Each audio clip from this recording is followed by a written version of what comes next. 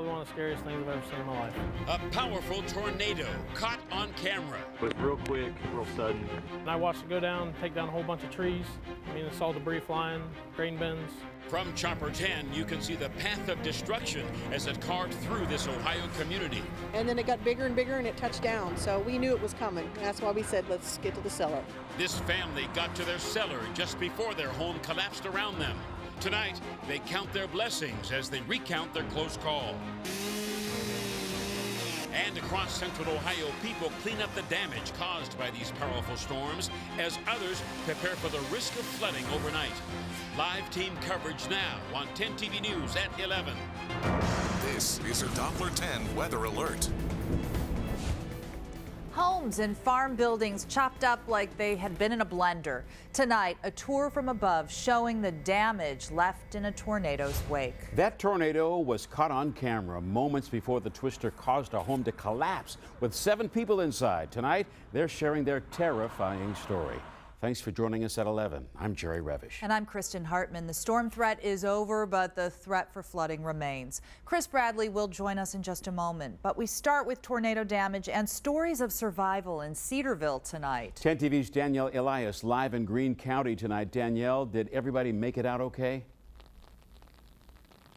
Well, Jerry, that truly is the silver lining to all of this damage and destruction. Everyone inside of that house, including 3 small children, made it out safely. In fact, they say that they initially ran for cover when they started to hear the pressure change. They started to look into the sky and see that twister start to swirl, and really, truly, when their ears popped, they ran for cover.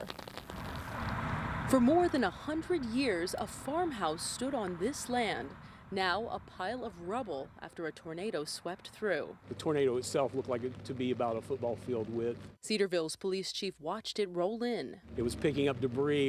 You could see when it was hitting telephone poles and just pulling poles right out the ground. He says only a handful of houses were hit.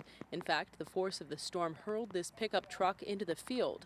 But of everything, he says the damage to this house was the worst. You can see the funnel, and it was moving right straight for us. And it started to do the spin, and then it got bigger and bigger and it touched down. The Dobbins say 7 people were inside the home at the time. Roger, his wife, his daughter Sherry, her friend, and her friend's 3 children, including Dalton and Garrett Smith. There was like a little glass window down there, and I looked through and a tornado was coming. And as soon as I heard the roar and stuff, my mom said, quick, quick. What did it sound like to you? Like a roar and like a thump thump. Sounded like a whole bunch of rocks and maybe some bricks fell down. It was only after the storm that they realized the entire house had collapsed on top of them. Thankful they moved to safety when they did. We prayed down in the cellar, and you know, as long as everyone is okay, everything else can be replaced and fixed and whatever else. And tonight, plenty of debris still in this yard from the aftermath of this storm. In fact, you know, Sherry Dobbins says really it was quite amazing when she came out of the house, looked around, saw everything was completely destroyed. She looked to her house, which is just feet away, and that too is destroyed. So now her house, her parents' house, both absolutely destroyed from this storm. But I spoke with a pastor, a local pastor tonight, who says that his church is now helping this family, both families, find a safe place to stay temporarily. Reporting live in Cedarville, Danielle Elias, 10 TV News. Quite a story there, thanks. Many Cedarville residents watched as the twister touched down and moved right across the landscape. And that included a father of 2. He got his children down into the basement, then emerged and found himself watching the twister tear through neighboring properties. 10 TV's Chuck Strickler talks to him about what he saw. You can see the apparent path of the tornado right from where we're standing. From that piece of silo about 100 yards from where we are to all the debris that is strewn about this cornfield. We actually talked to a man who saw the tornado come through. I was coming in the driveway, so I didn't know how fast it traveled. I didn't know how fast it was going to get close to the house. When I pulled in the driveway, you could hear like a roar. It was just, I don't know, I can't even describe it. It just sounded like a loud, I don't even know what it sounded like. I could see debris flying, and I've never seen that before. I was worried about getting 2 kids down in the basement, and then like after about 5 minutes, I figured it went by. I didn't hear anything real close, so I kind of peeked out of the basement door because I can see outside where I took the picture, and I didn't see it, so I walked out of the garage, and I mean, I was watching it. I actually watched it lift off the ground and go back up in the sky. My stomach's still in knots. Not gonna lie. It's probably one of the scariest things I've ever seen in my life. Jacob Blocker says he never wants to experience anything like this again in his life. He says he is just glad that he and his family are safe. Reporting in Greene County, Chuck Strickler, 10 TV News. Well, it is a view only Chopper 10 can provide of the tornado debris field. And 10 TV's Kurt Ludlow took an aerial tour of Cedarville. Take a look yourself. From Chopper 10, we have a pretty good view of about a 2-mile path of destruction that took us from farm fields to farmhouses to barns. The worst damage appeared to be this farmhouse and the surrounding buildings, as you see, pretty much obliterated. Debris everywhere.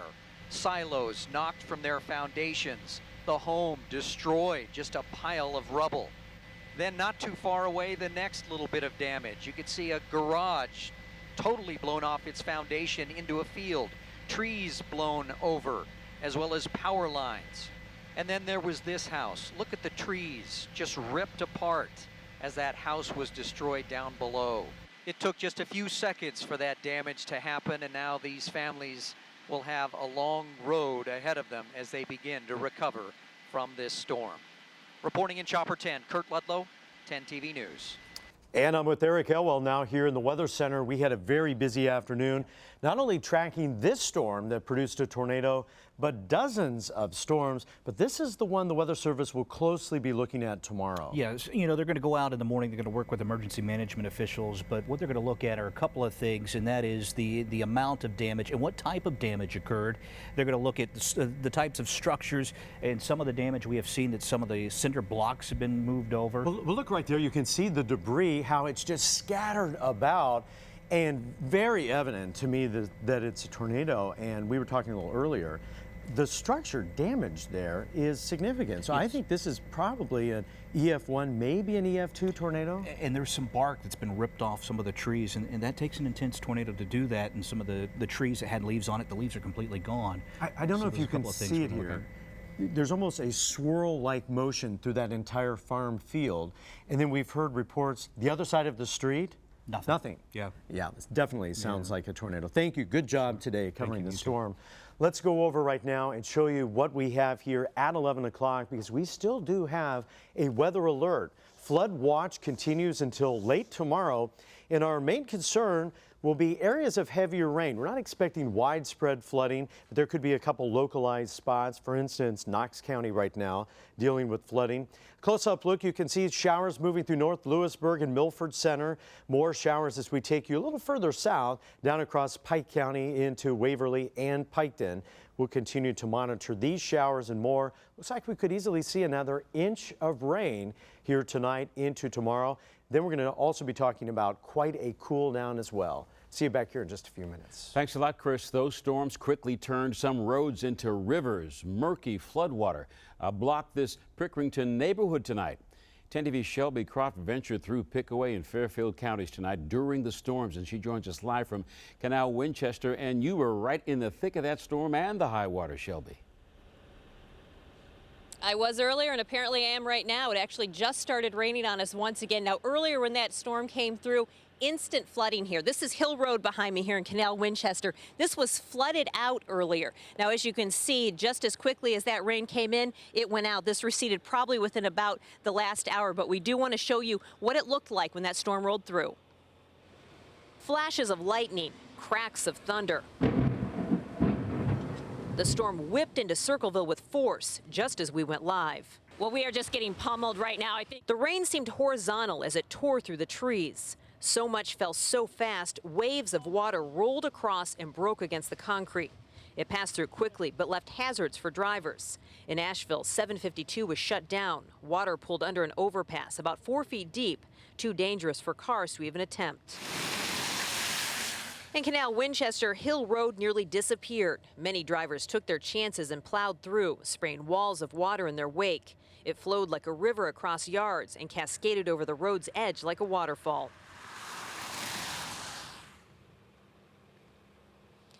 Now, we do have one note to this storm. New Hope Christian Early Learning Center and Academy in Pickaway County both closed tomorrow. That sewer system shut down and caused water damage at this school. Reporting live in Canal Winchester, Shelby Croft, 10 TV News. Well, from flooding to wind and hail damage, fierce gusts blew over trees and toppled fences. Doppler 10 meteorologist Josh Pullen shows us how bad it got in Ross County tonight. We heard several reports of damage in Ross County, from downed power lines to blown over trees like what you see here on this property. In the West Chillicothe Gulf View neighborhood, storms that rolled through in the afternoon caused damage to several trees. Residents say the storms also caused hail damage and destroyed fences. We spoke with one resident who says she was surprised at the storm's strength. It was like somebody poured a bucket over my house. I've never seen it rain that hard, and I've never seen hail that fast. And it accumulated probably about ½ an inch to an inch. The hail did throughout the whole yard. Residents tell me they're just glad it wasn't any worse. Reporting from Ross County, Josh Poland, 10 TV News. And tonight, the state's emergency management agency is working through the night, actually, monitoring the weather. Its Emergency Operations Center is open in Franklin County right now, and that's where officials figure out where help is needed across the state. They've been working here since Monday, when the Cleveland area saw severe flooding and a tornado. Stay with Chris Bradley tonight and Mike Davis in the morning as they track a cold front and rain and use the 10 TV app to track the latest news and weather. Shocking video showing an Ohio child shoved up against a wall at school by a teacher. The latest on her job status tonight. Plus, who now admits to damaging dozens of cars, homes, and businesses in a one-night crime spree? And the Columbus Zoo talks about the failed levy and what it plans to do next time to get your vote. And later, head to 10tv.com to watch the raw video of Chopper 10's tour over storm damage in Cedarville. We'll be right back. You're watching 10 TV News with Jerry Revish, Kristen Hartman, and Chris Bradley with live Doppler 10 radar. This is a Doppler 10 weather alert. You can hear it and you can see it. A viewer sent us this video of hail falling in Newark earlier this evening as severe weather made its way through central Ohio. And another viewer sent us this picture of clouds forming over Utica this afternoon. Keep sending us your pictures. Just email them to pix@10tv.com. A flood watch remains in effect tonight. Chris is keeping an eye on that, and we'll have the latest in just a few minutes. Meantime, a Kentucky man has been charged with raping a 12-year-old Newark girl in a parking lot. Investigators say 20-year-old Sean Walsinger met the girl online. Detectives say he admitted to raping the child in February of 2013. Police are working to see if Walsinger assaulted any other juveniles. A Crooksville high school teacher accused of inappropriate conduct with a student has resigned. The Perry County Sheriff's Office has finished its investigation and forwarded the information to the prosecutor's office. Investigators say Danielle Lusk admitted to kissing a female student on and off school grounds. They wouldn't discuss other allegations against this teacher. 10 TV obtained the surveillance video that shows the student's mother confronting that teacher in a parking lot. New tonight, This Week News reports Westerville police say a woman faked needing a life-saving kidney transplant. They say she bilked her friends and co-workers out of thousands of dollars. The woman has not been charged yet. Police are handing over a scam case to prosecutors to consider charges. One victim came forward after the woman didn't follow through with her promise to pay her back. 2 teenagers pleaded guilty in a vast vandalism case across Newark. The teens are accused of using a BB gun to randomly hit vehicles, homes, and businesses. That was back in April. They'll remain in juvenile detention until their June 11th sentencing. 20-year-old Kyle May is also accused in the case. He has not had a court date yet. Well, the Northern Ohio teacher was on a 10-day suspension after a surveillance camera caught her grabbing a student. You'll want to take a look at this video. It happened in southern Hancock County. You can see this 5-year-old walk to the bathroom. His teacher follows and pushes the child against the wall, at one point grabbing him by the face. We thought it was just a little incident that happened, and that's what the school made it out to sound like. And then all of a sudden we get this video today, and this is just outrageous. The boy had a bruise to the back of his head. No serious injuries, though. His family plans to pursue criminal charges against that teacher.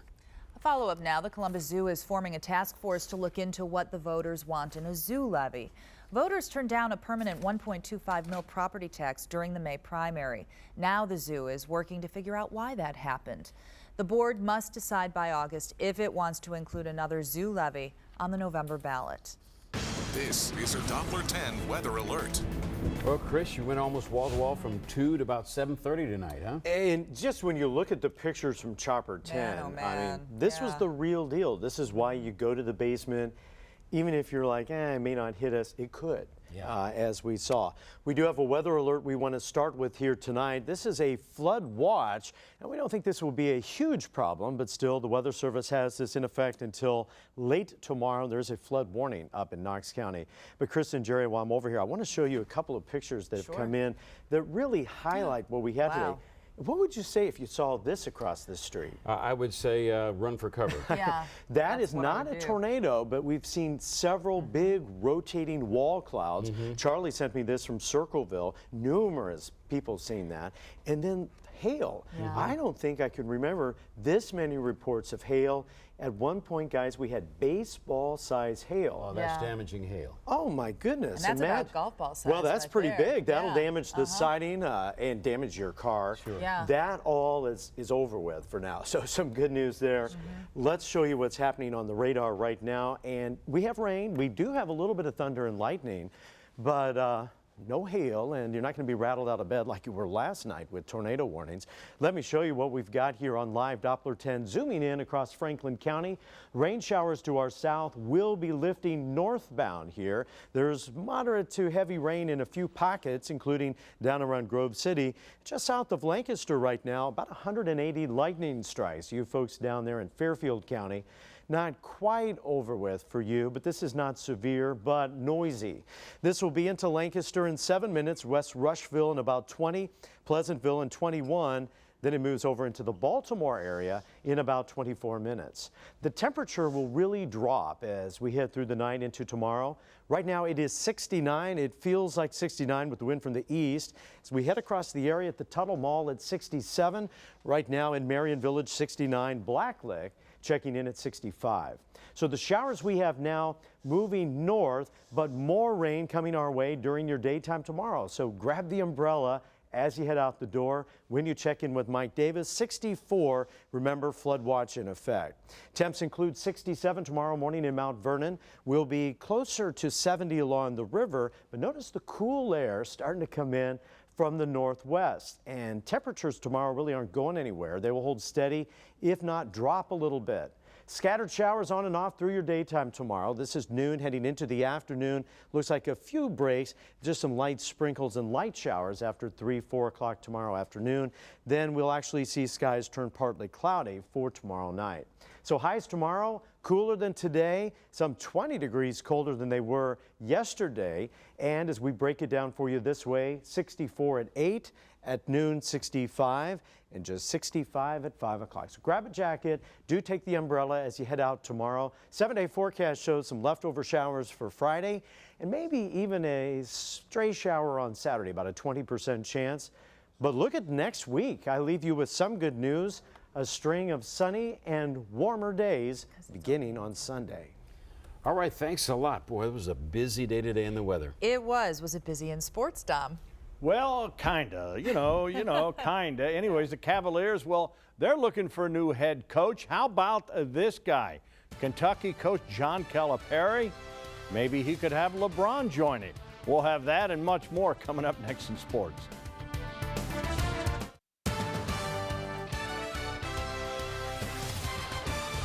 Hello, I'm Dom Taberry. Let's talk some sports. NFL rookie minicamps getting ready to open this week throughout the league, and that means our latest group of Buckeyes on Sunday ready to go to work. And that would include former Ohio State center Corey Linsley, taken in the 5th round by the Green Bay Packers. Linsley telling me over the phone today that meetings are underway in Green Bay and a lot's being thrown his way. You also feel just 10 times dumber because you don't know anything's going on with the offense or anything, and you're around people who have been doing this since geez, like 2002, you know, some guys, some vets on this team have been around forever. Sad news to tell you about when it comes to Muirfield Village and the Memorial Golf Tournament. Former executive director and general manager John Hines died today in Columbus on this, his 74th birthday. John, or his friends called him Coach, was involved with the Memorial Tournament and Muirfield since 1980. Our thoughts and prayers go out to his family. Baseball, Reds and Padres rained out tonight down in Cincinnati. A game will be made up tomorrow, 6:10 p.m., part of a day-night doubleheader. In the American League, the Indians on the road at Toronto, second inning, and the Indians going to work. David Murphy, RBI single. Carlos Santana will score. Murphy with 5 hits, 5 RBIs. Indians roll. Wow, 15-4. International League, Clippers in Rochester tied at 4 in the 9th inning. NBA news, and the Cavaliers looking for a new head coach. Fox Sports Ohio reporting that the Cavs are interested in Kentucky coach John Calipari. Calipari told a news group tonight that if he did go to Cleveland, he would love to coach LeBron James. Of course, we last saw him coach in Kentucky, losing in a national title game to UConn. Supposedly, he's also being courted by the Lakers. NBA playoffs, Miami Heat heading back to the Eastern Conference Finals. The Heat come back from 8 down in the 4th period. Ray Allen hitting the 3 to put them up 93-91, and they would never look back. There you see LeBron celebrating. Miami wins 96-94. It would be something if you would see him in Cleveland with Calipari. Montreal beating Boston 3-1, Stanley Cup playoffs. Montreal winning the series, so all the favorites are out. Yeah, that's a bit of a surprise. Yeah. I was just thinking about all those games you've got to win as a winning hockey team to get that Stanley Cup. You got to climb through, what, 3 or 4 series of that? If it's 7-game series, you play, what, 28 games if you go all the way, something like that. You could play that many. Mm-hmm. And then the season starts again in October, whatever, yeah. They deserve that cup, huh? Yes. Chris will be back with a check on the bus stop forecast next. Well, just because the news stops at 11:35 doesn't mean we do. We're working around the clock to bring you the latest news and weather on our new 10 TV app and online at 10tv.com. Chris? All right, take a look at live Doppler 10 radar. Still some lightning and thunder out there, about 500 lightning strikes across Ohio. Nothing severe, but you will need your umbrella tomorrow. It's going to be kind of a wet day. Cooler as well. Glad it's passed. And you know, today is a national holiday. What is it? What is it? It is National Dance Like a Chicken Day. And if we've ever been to a wedding, you know, it's like a